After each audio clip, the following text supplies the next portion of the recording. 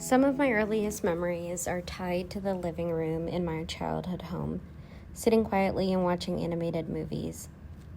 Dumbo, Bambi, The Land Before Time, and The Secret of Nim all affected me in ways I didn't understand at the time. I remember feeling anxious, protective, and deeply sad, even though I knew they were just stories.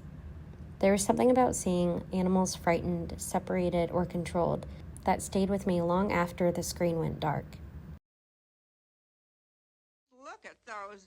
The E-A-R-S. Those what? Oh, ears! Oh, these! Aren't they funny? One moment stands out clearly. I'm sitting on the couch watching Dumbo. The house is quiet except for the television. My mom is in the kitchen nearby. The music shifts between soft and emotional to tense and loud. Oh, Christ, what a sight! Chase 'em away! Chase 'em away! Dumbo doesn't speak, but the people around him do.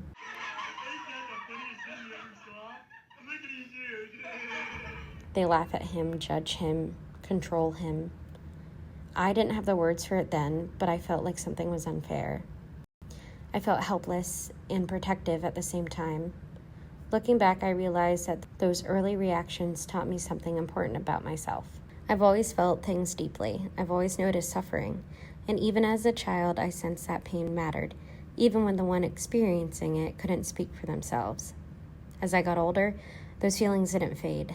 They became sharper and more real. I started seeing examples of cruelty outside of movies. I remember the first time I saw footage of animals being mistreated. I sat there, frozen. What disturbed me the most wasn't only what I was seeing. It was the realization that people could know it was happening and still continue, or turn away. That was a moment awareness stopped feeling passive and started feeling heavy. For a while, that awareness overwhelmed me. Social media made it impossible to look away. I tried to stay informed and support organizations, but the constant exposure to suffering was exhausting. I even tried to distance myself from it at one point, thinking it would protect me. Instead, it left me feeling like I was turning away from something I already knew was wrong. Over time, I began to respond in small ways, helping transport animals, delivering medications to foster dogs at their homes, supporting people who were trying to help but needed extra hands. I learned that action doesn't always have to be dramatic to matter. Then about a year ago, I took in a neglected dog with no plan, just the instinct that I couldn't walk away. That experience was stressful and imperfect, but it helped me understand something important. It didn't change my belief. It clarified it. It showed me that I needed to help in ways that were sustainable so I could keep showing up instead of burning out. Now, working at an animal hospital, I see the consequences of inaction every day.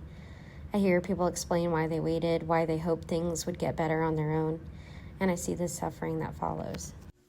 I don't believe I can fix everything, but I believe awareness changes you. Once you know, you don't get to unknow. For me, that knowledge has shaped how I live. I act when I can.